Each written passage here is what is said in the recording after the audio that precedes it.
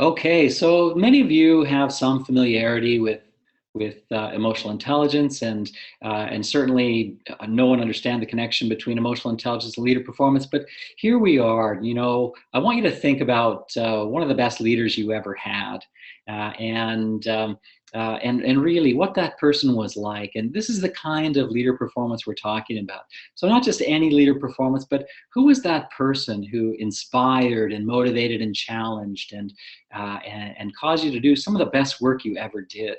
And really, that's what we're talking about. And we want to take a deeper dive into this issue, and really, we have this opportunity to talk a little bit more about what that's all about, and why that was so impactful and important in our lives.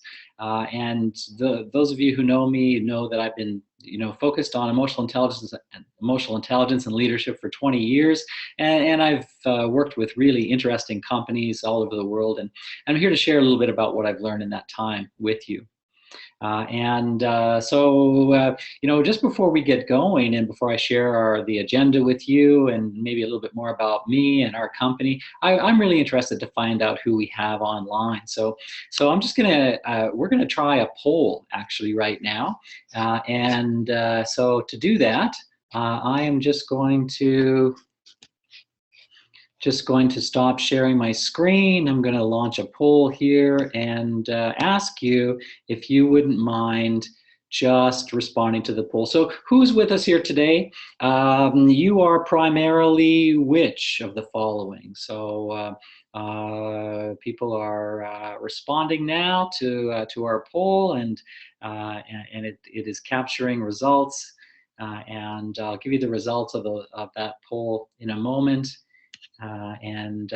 Swivelly chair, thank you, Ben. I'm going to stop swiveling.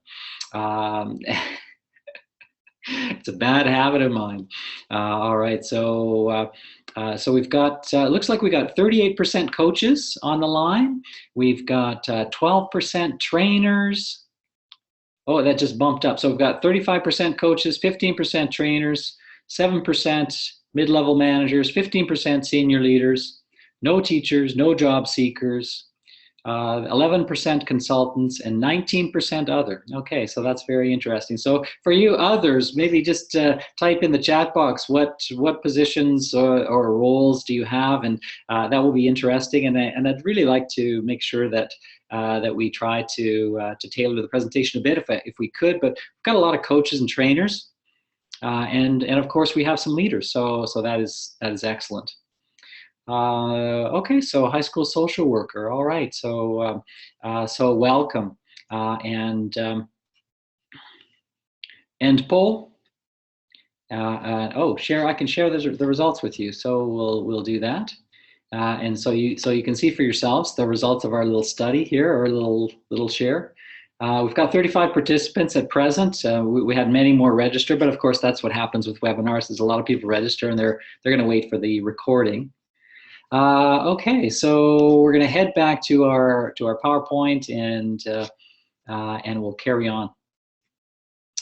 Okay, so as far as an agenda goes, I'm going to tell you a little bit about thinking about performance from my years as a performance consultant and my involvement with the International Society for Performance Improvement.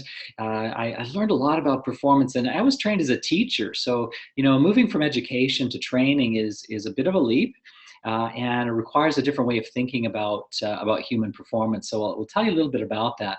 And then we'll talk a little bit about leader performance and why that matters. And then I really want to introduce this concept of emotional intelligence and why it matters. But I want to build a bit of a stage for that first.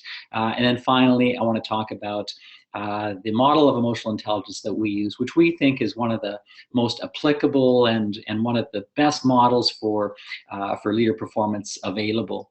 And then finally, we'll try to summarize for you. And then, of course, as I mentioned, we'll have time for a bit of a Q&A. All right, so and there at the bottom you see a beautiful group of people that I had the pleasure of working with last week. A wonderful group of managers with a really great organization that I've done a lot of work with over the years, but I haven't been there for several years, so it was nice to be back there again. All right. So, thinking about performance now, again, as I mentioned, I was a teacher, and I thought about education, and really, education is interesting, and of course, uh, people know a lot about education, and but really, performance in the workplace, that's something else again, and we have several models to draw on, and several important people, and one of them is a fellow named Thomas Gilbert. And Thomas Gilbert is considered to be the father of performance improvement. And really where he came into to prominence was during the, the initial industrial revolution after the Second World War. They had to get people trained up to do various jobs quickly, and he was a training specialist in the army, and of course training in the army is getting people to do what they need to do really quickly. So he came up with this model, which has been built on and modified by many people over the years. Probably one that's familiar to you is this idea of competence and confidence. So Gilbert said there were really just two parts of performance, competence and confidence. He also added later on that there's context, and then his imagery for context is really interesting. It was context determines whether a fish swims or flops, and of course that's true. But I want to focus on these two pieces, competence and confidence. Competence and confidence, you may be familiar with those from Blanchard and Hersey's model, situational leadership. And in that model, we're talking about the fact that people need to have the skills or the ability. It's whether they can do a particular skill or not. And over on the other side, the confidence piece can also be called will, motivation, and there's two wills there, because the first will is this idea of, and some people call this model the skill and will model, and that's from a book by Max Landsberg. So he used that term skill and will. That is, if someone has the will to do something. And then other researchers use this idea of ability and motivation. And then finally, there's this idea of someone can or and they will. And if they can and they will, then you've got the performance. And so this is kind of an interesting way to think about performance in the workplace. And the fact that this applies to every employee, whether they're in an entry-level position or right up at the most senior of management, there is this requirement for competence and confidence. And it's an interesting way to think about performance when people are not doing what you need them to be doing. Then it's either that they need the competence, that is, they may need further training, further information, or they need the motivation. There's something lacking on the emotional side, my argument for emotion being more than half of performance is that you may have the best, the most competent individual in the world at a particular skill, or at a particular performance, and if he doesn't feel like performing that day, or she doesn't feel like performing that day, then you get zero performance. But if you have someone with low ability level and they really, really, really want to do it, you'll get some performance. So that's my argument, my logic behind why I say that emotion is more than half of performance. Okay, so now I want to switch gears a little bit back to leaders and leadership, and this idea that leadership is evolving over time. And so what we've got is, as you know, in a very traditional historical workplace, we've got this idea of dominance. And if I, can dominate you, I can get you to do what I need you to do. However, we're moving towards, and we're evolving towards, a contemporary future workplace where partnership is the focus. So it's dominance versus partnership. In the traditional historical workplace, in the hierarchy, we've got power over. And so as long as I have power over you, I can make you do what I want you to do. In the new contemporary future workplace, that's all about empowerment. Where we give away our power as leaders so that other people have their own power.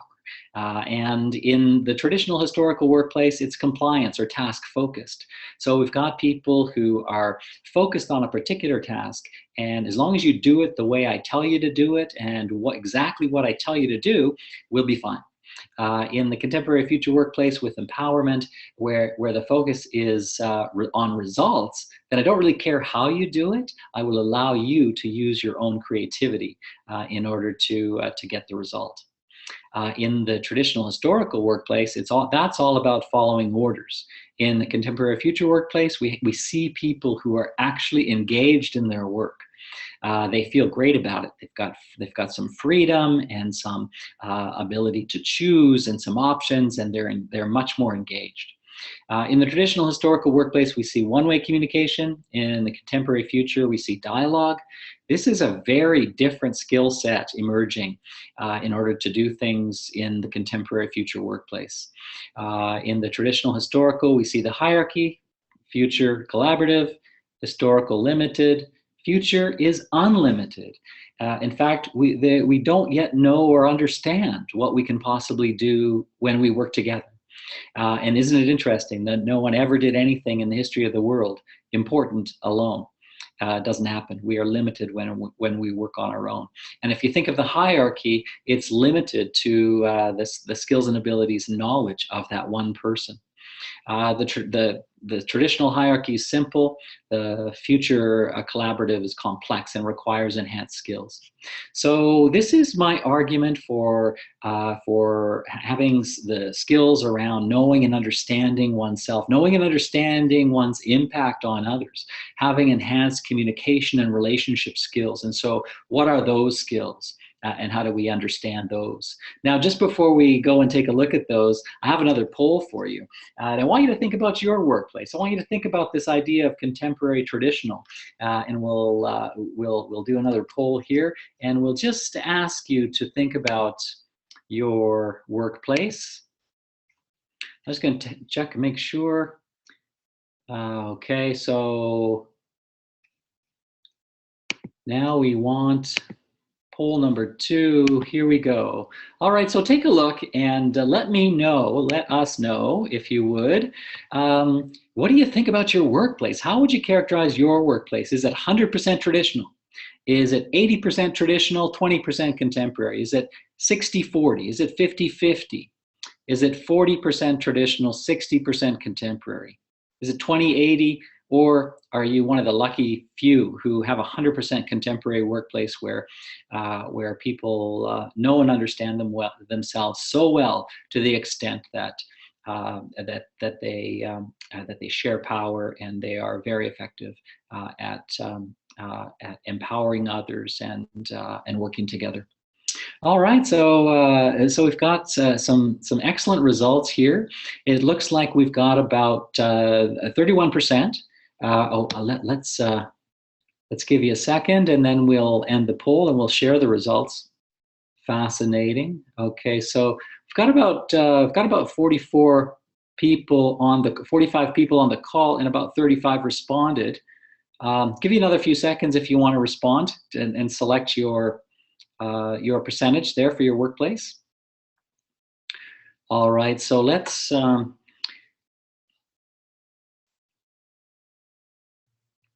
end the poll and share the results. So we've ended the poll. We're going to, we've got about 80% of people voting. Okay. And let's share results now.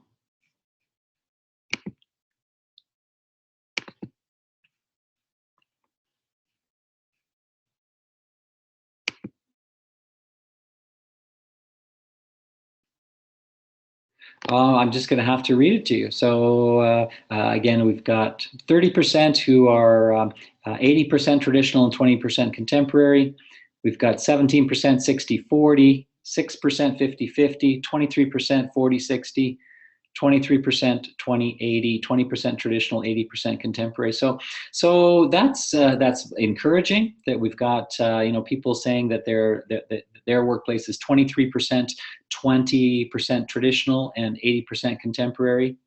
But I think probably about a best analysis of this is that we still have people behaving in traditional ways in the workplace, and as long as we do, there will be a need for further development of skills, so that people don't need to be that way, that they can choose other methods of interacting with others. Okay, so attendees are now viewing questions. Okay, so I guess I did share it with you. I was looking for that button that said share results. All right, so let's go back to our PowerPoint screen here, and we'll talk about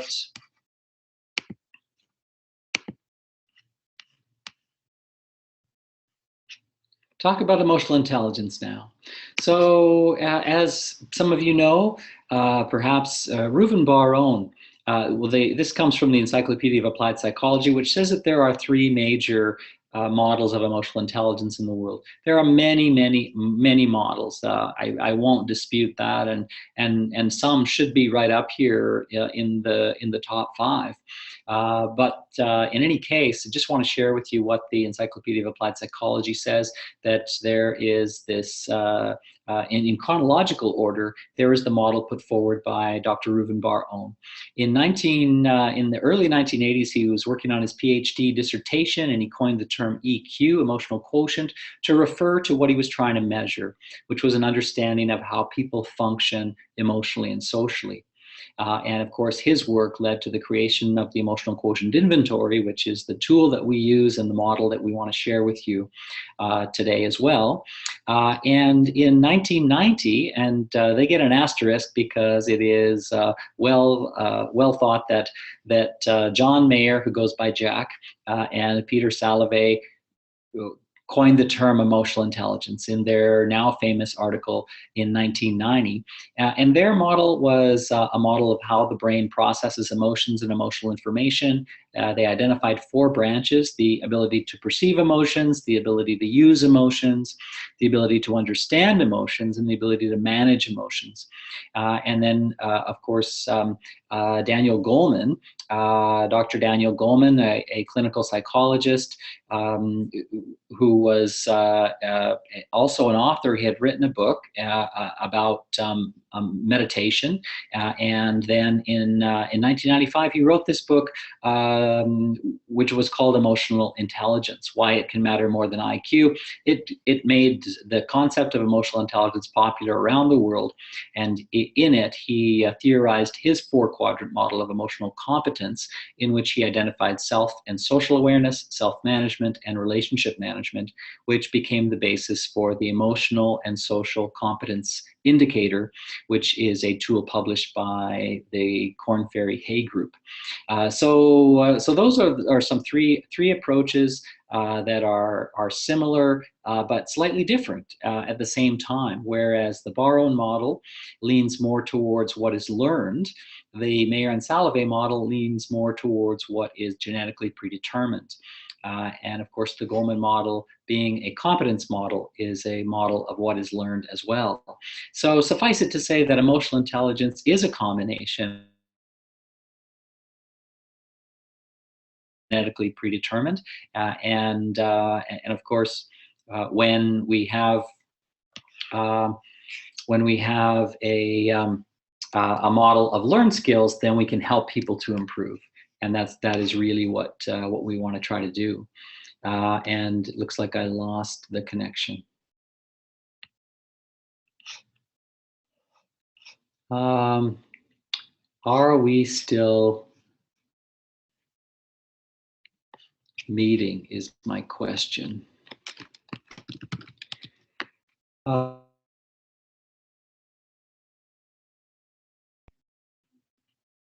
trying to get back on. If you can hear me, great. If you can't, I am working hard to get back to that place.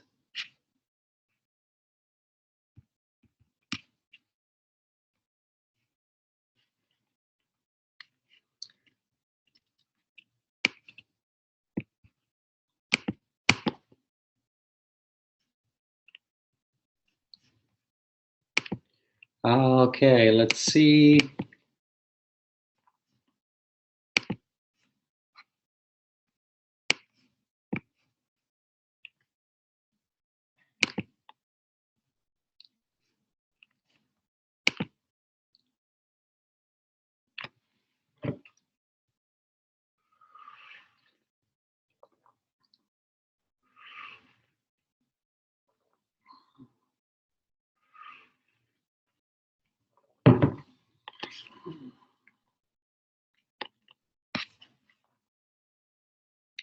Kind of looks like everybody's still there.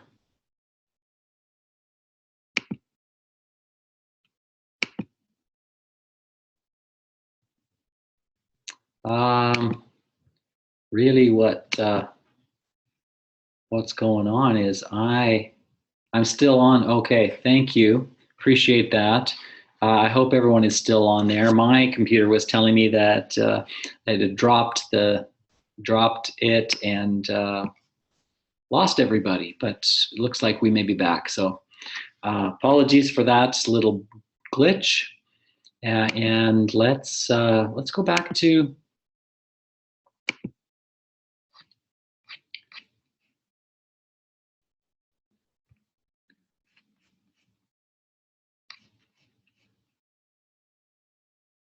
Okay, hopefully you are seeing the PowerPoint. Okay, so let's look let's look at the model that was originally uh, theorized by Dr. Reuven Bar-On, is now owned by Multi Health Systems, which is the largest publisher of psychometric assessments in Canada. And I've been working with them since 1998, and they do some wonderful work. They have created a wonderful tool for use by us coaches and consultants and trainers. And at the center of the model, you can see this concept of emotional intelligence. And one of the things that I really like about the phrase emotional intelligence is that it is probably a better description of how our brains actually work. We filter everything through our emotions. So we don't even have a thought without passing by the idea of whether it's important to us or not, which is emotional. Is it of value to us or not? Is it a threat or not? Do I like it or not? Do I want to hang on to it or not? All of these things are emotional, and that's our emotional brain judging thoughts that we have and assisting our thinking and supporting us in our thinking. And I don't know what's happening now.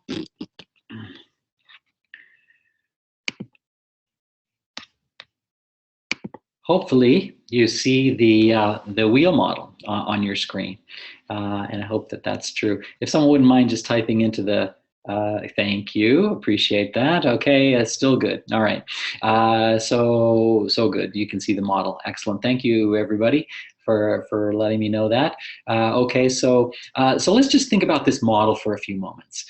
So this model is a model of skills and competencies that we develop in spite of ourselves. So just imagine we're young infants and we're in our crib and we see these fingers waving over our eyes, and we're looking at those fingers and we don't even know that's us. And that's our beginning self-perception. And then we spend our young life determining how we feel based on messages sent to us. Are we valued? Do we seem to be important? Do we matter to somebody? Etc. And that's our developing self-regard. And then later on, self-actualization was at the tip of Maslow's hierarchy of needs for a reason, that we really do have to take care of other things before we get to that self-actualization stage, where we get to be involved in what has meaning and purpose and derive a sense of fulfillment from living. That's that self-actualization piece. And then, of course, that is very much dependent on whether we're in touch and in tune with our own emotions. Self-expression, of course, is where we express ourselves emotionally, where we share our emotions with others, where people actually get to know us.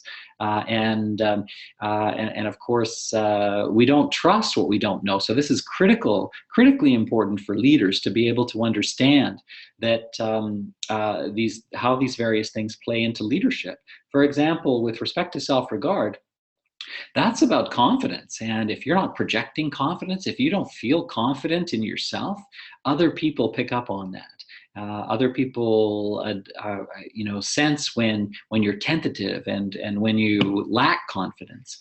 So this is important. Self-actualization is one of the highest correlating EQ competencies with a particular model of leadership. And really, what the importance there is that if you are not in the right role, if you are not extremely passionate and fulfilled by what you're doing, you will be a less effective leader. And so we have this opportunity to talk to leaders about this and help them to understand how these various competencies play into their leadership effectiveness in this contemporary workplace, and to understand that that the reason that they may not be performing is either because they don't have the skills, which we find frequently, or that they're choosing not to use their skills. And mostly, really, the argument for wanting to and needing to develop EQ competencies is that many managers lack the skills to be an effective leader in this new contemporary workplace. So of course, self-expression is there with emotional expression, assertiveness, which is being able to ask for what you need and want and state your opinion, being independent about it, not being dependent on others. And then, of course, this is all for connecting with others and building effective working relationships, to practice empathy, which is the demonstration of caring about others, which creates that sense that my leader has my back. They're watching out for me, and they're looking out for me, and they will be there to support me when I need that support most. And social responsibility, the ability to give to others and have them benefit from what you've gained. And then, of course, problem solving is here because, again, problem solving is an emotional process that right from how you feel about the problem to whether you procrastinate or not. And the idea that there's an optimum emotional state for every particular task.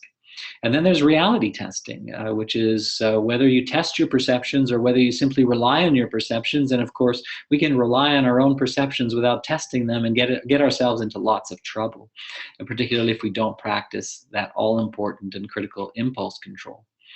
All of this is to help us to deal with stress, and then, of course, the 3 EQ competencies that specifically help us deal with stress are the ability to adapt and be flexible, the ability to tolerate stress. How do we be proactive in terms of tolerating stress, etc.?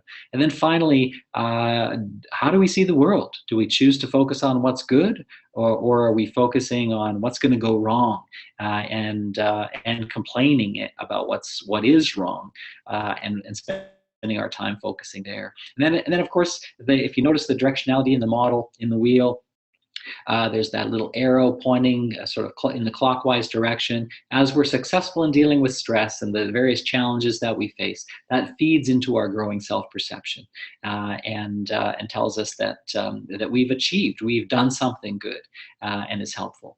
And so that's our model. And then, of course, in the outer ring, we've got emotional and social functioning, we've got well-being, we've got workplace performance, we've got various outcomes, various results of having those competencies in adequate measure.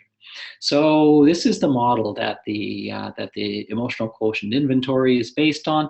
And here is a 1-page out of a highly detailed report that we get on the leaders that we work with. And we like to work with leaders one-to-one in coaching situations. And we also like to have group sessions where we use the various information, like the information gained from the report, and also talk about the relevance of these different component parts to the workplace and to the roles that people have.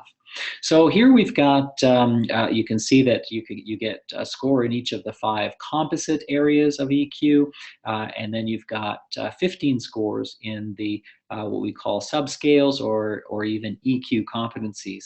And then we can help people to understand where they measure up based on two comparisons. One, a population norm, which of which the mean is 100, and so you can see that this particular individual is above the mean on every score. But it's the second comparison that becomes important here. The second comparison is with a group of successful leaders. So those successful leaders, that gold bar that you see up above the scores, that's the lowest of their EQ score to the highest of their EQ score. So we want to make sure that people are in the gold bar range. So you can see on optimism, this individual score is 108, which is a pretty good score. It's above the mean.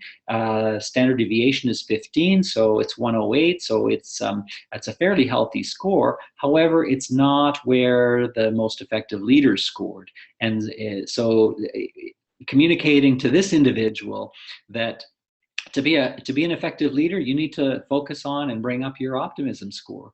So how do you improve your optimism? Well, that's an interesting question, and the answer, of course, is that you first of all have to see the importance and understand the importance. That this is about inspiring others. This is about enthusiasm. This is about motivation. And again, unless we are enthusiastic and excited about the work that we do, we're not going to inspire and generate enthusiasm in others. All right, so let's take a look at the leadership model that we use. You can see this leadership model here, and this model is right in the leadership report of the EQI. So we get to talk about authenticity and how important that is, and that when we are not authentic, it's dishonest, and people know it. And we don't connect with inauthenticity. In fact, it's repellent. And if we think we're fooling people, we're not. People know when we're being authentic and when we're not being authentic. And so it's a really important part of the process, is to help people to understand what authenticity is for them, and for them to be themselves. That's what we connect with. Coaching is about how leaders interact with others, and whether they take a coach approach or whether it is simply much more an idea of issuing directives. And then there's this idea of providing insight, where leaders share what they see and how they view the work and how they see the overall vision for the organization, again, to generate excitement and interest in others. And we have lots of great organizations that act as great examples for how to do that. And finally, innovation.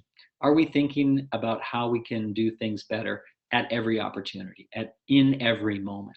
And so we want to focus there.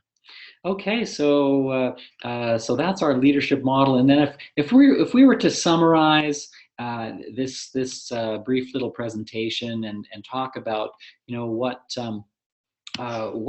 is really the important, what are the important pieces here? What do I want you to take away? What do I want you to remember?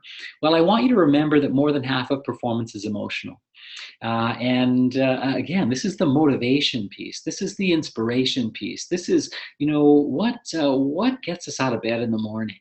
And when leaders demonstrate that's contagious, as you know, and that causes people to be infected by that enthusiasm and that motivation. The second thing I want you to think about and take away is that leaders and leadership determine organizational effectiveness. We know that if there's an issue in your organization, it is likely a leadership issue. Someone is not doing what they need to be doing. And so we need leaders right from every level, right from the front line. And we talk about leadership in a very broad brush stroke. We talk about it as choosing to be part of the solution. And when everybody in the organization is choosing to be part of the solution, then you have an effective organization. So we want to make sure that everybody understands that and knows about that.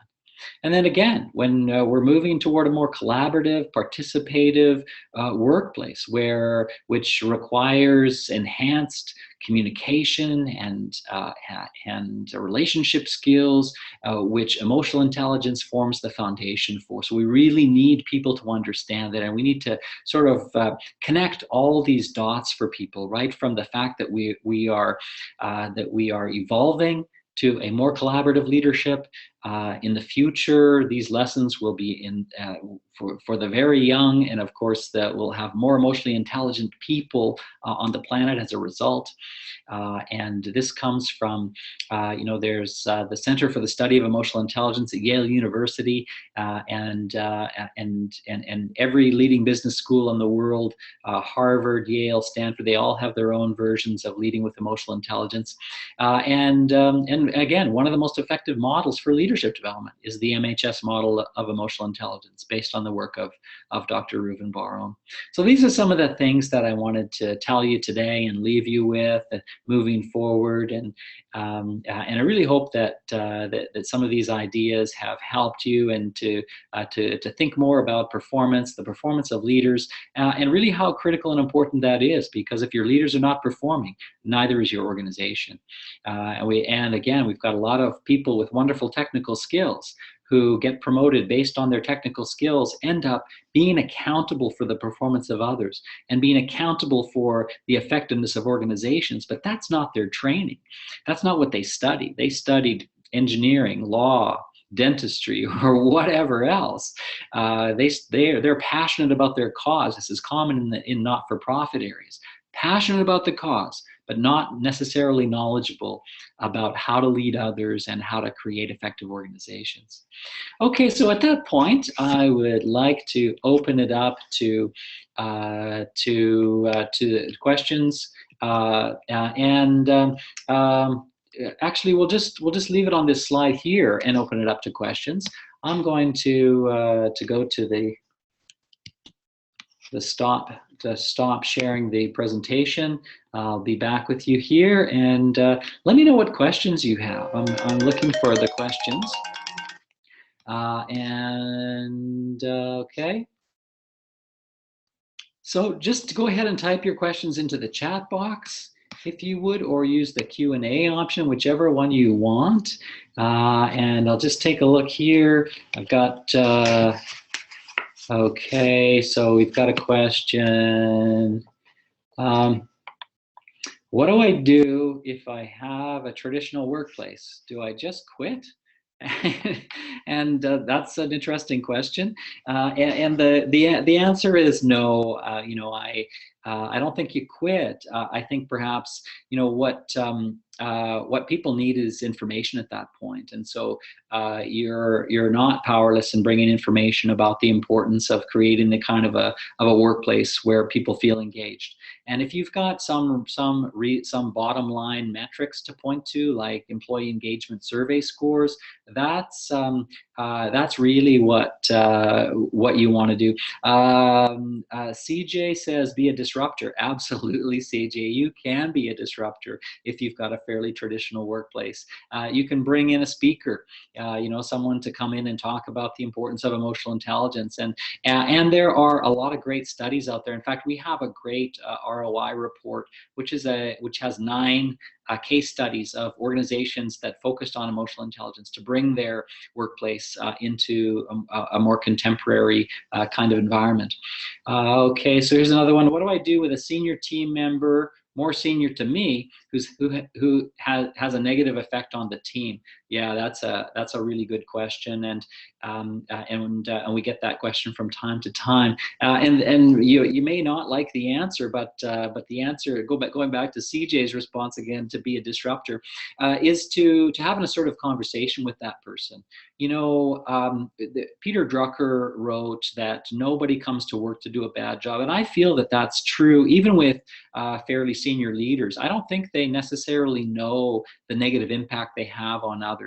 And so when we give them the opportunity by having an assertive conversation, and we have a wonderful assertiveness model that we teach in our workshops and our courses, but people use an assertiveness model like that and let people know how they're feeling, let people know about the impact on them, and that gives leaders an opportunity to have information, to be operating from information. Sometimes they will make changes, other times they may not, but at least you know that you've done everything you can by having an assertive conversation with that person and saying, I'm not sure that you realize, but here is the impact of your behavior, at least on me, and it may in fact have on others as well.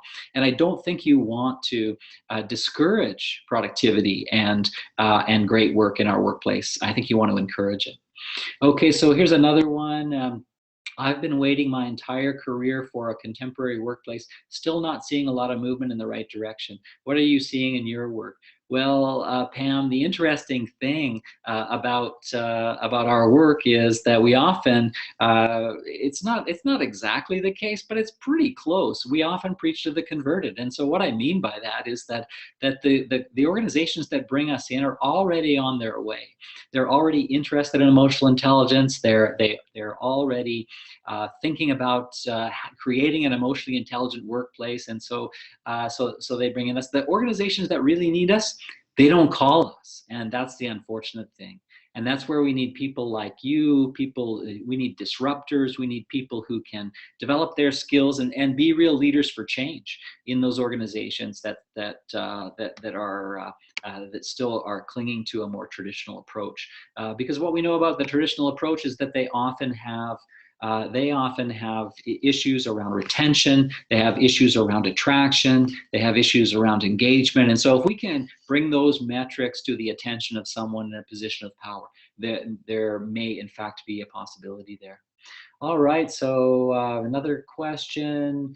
Jan's asking, is there a resource, webinar, TED Talk, or another low-cost free resource that I would recommend to introduce leaders to the concept of emotional intelligence? Absolutely, Jan. There's a lot of great webinars, TED Talks, low-cost free resources out there. In fact, we'll include some links to some of those in our follow-up email to everyone who registered. So thanks for that, Jan. We'll do that. And someone asked about. Is there a free version of the EQI? And the answer to that, Jody, is there is not. There are some sort of fun free quizzes that you can take to kind of get a bit of an idea of where your EQ is, but they're not scientifically validated, and so they're not something to be relied upon. But certainly something that you could do for free and for fun. But when people want to be serious about it, then they want to look for something that has a lot of research behind it, and something that and of course those are not free because of the amount of money that have been invested in their development. All right, so got lots of questions coming in. Can you speak to the differences between the ESCI and the EQI? Are there circumstances where one is better than the other? In particularly, I'm interested in the practicality of the tool in the workplace and for use with teams. Thank you, Robert. I appreciate the question. The ESCI is only available as a 360, so there's one limiting factor right there. You'll only use it with the most senior people in the organization. And the EQI can be used as a self-report measure or as a 360, so it has that wonderful versatility.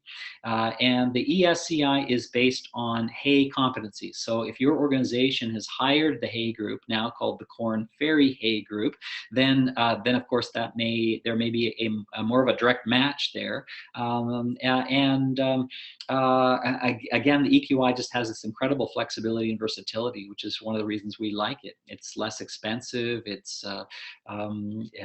just has this incredible applicability to so many different circumstances and situations. So the ESCI is fairly specific to organizations who've had their competency modeling done by the Hay Group.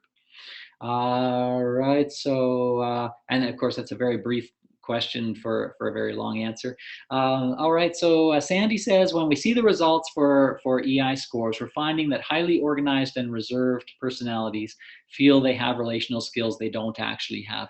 Yeah, absolutely, Sandy. You know, if you've got situations or circumstances where you feel that people may not be totally self-aware and they're taking the EQI, that's where the 360 version comes in, and that's we use the 360 with the senior executives, and certainly it's well worth the investment when you feel like someone is just not seeing that, or maybe they're over-reporting. They're saying that their score is higher than maybe you think it actually should be.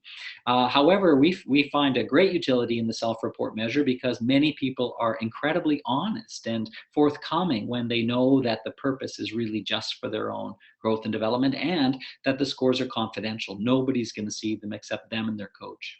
You said example, they score 100% in 8 or 9 of the subscales at 100%, which would suggest they are great people-oriented folks, but are not at all very task-oriented, don't actually like people. How do you handle this? Yeah, good question. It doesn't happen very frequently for us. So we find that people, if they're not good with their people skills, they'll say on the EQI, because it's confidential and nobody gets to see that except them and their coach. They're pretty forthcoming, pretty honest about it. But you know, we try to talk about we try to talk about beliefs. We try to talk about examples. You use kind of a behavioral approach, and so we try to handle it that way. And again, the very best solution to that issue or that situation is using a 360, where you've got multi-raters who are all commenting. And letting people know that in fact their skills are maybe not as good as they think. All right, so let's take a look at what other questions we've got here. How do we help leaders make space for younger managers, especially women who are doing an excellent job and are ready to lead, but are having a hard time getting traction? Yeah, great question. And this is about the idea that we build in. It's part of the model, and it's social responsibility. As social responsibility for leaders, what that looks like is how are we creating opportunities for other people to move into leadership and demonstrate leadership and grow their leadership skills. And so that's absolutely a part of the plan. It's part of the model. And when it's in the EQI and you can point to it and it's right there, it's a great way to go. So thank you for that. Sometimes you need to plant the idea with your boss so they can use it down the road. Sometimes it's small steps. Absolutely. CJ, this is important. What else do we have here? How can I get our leadership team interested in emotional intelligence? Again, there's some great studies. We'll point you to some great resources in our follow-up email. There's some things that you can download. The ones we particularly like are the ROI document that MHS created. And then there's another one that was created in partnership with the Human Capital Institute and Multi-Health Systems. That one is a wonderful document as well. Sometimes people need to see the connection with bottom line results for them to be really interested. Okay, and another one. Do you find that leaders are staying too long? Interesting question. And I'm not sure if that's true or not. You know, we see lots of really, really bright, competent, capable young leaders coming up through the ranks, and really in some cases, you know, challenging some of the old guard and saying, you know, why are we doing this way? And so that's great to see. So I imagine in some places there are leaders who stay too long, but really we're finding some of those leaders are either, you know, changing how they do things and understanding that things are changing, and or giving way and sort of letting some of the younger leaders take over. Can emotional intelligence help us create more diverse leadership team?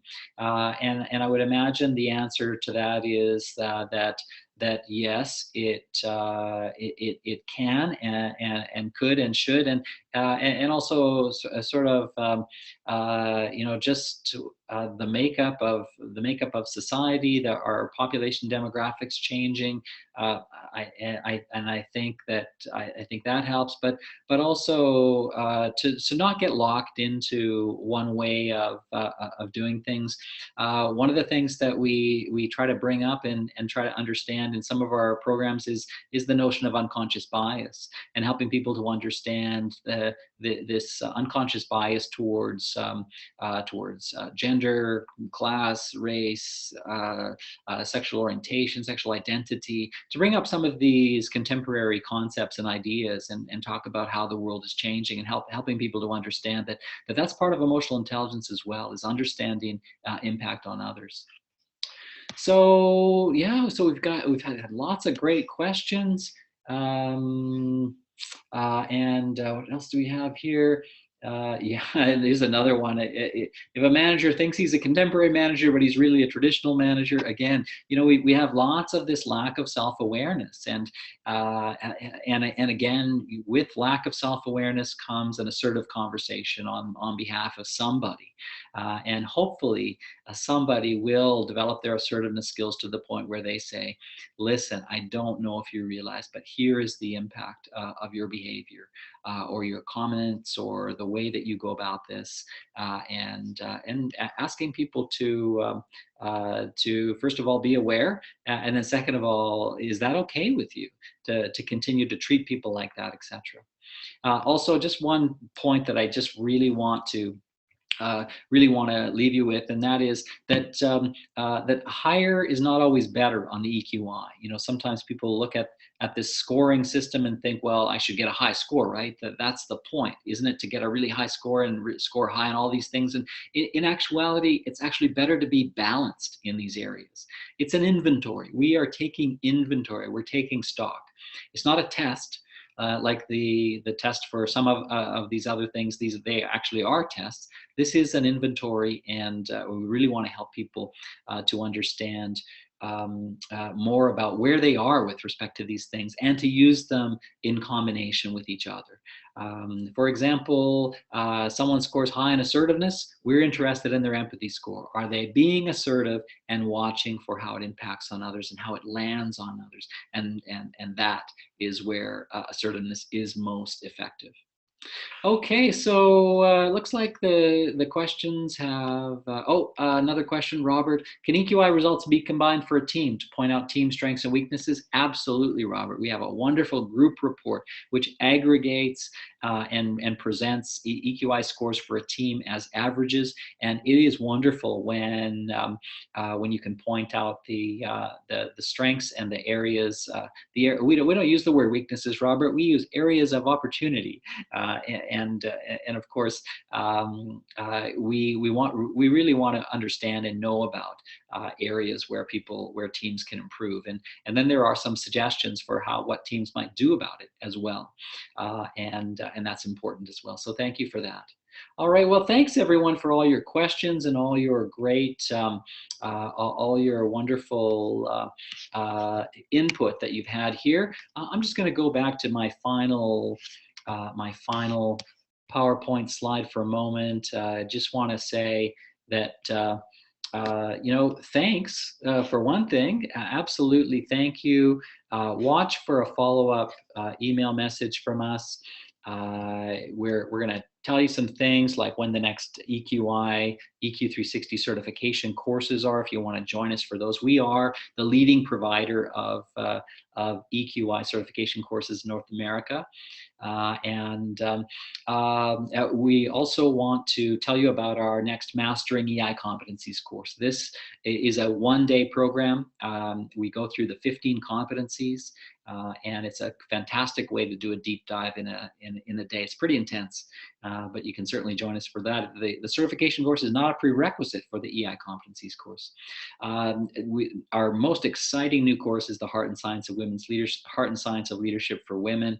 And this is a wonderful course, which is basically a sacred space for women to talk about the unique situation of being a woman and being a leader in an organization, or being an aspiring leader in an organization. Next, we'll tell you how to take the EQI or the EQ360 if you want to try it out, and then there will be a way to get a $100 off coupon for any of the above. So thanks so much again for joining us today. Again, let us know your thoughts.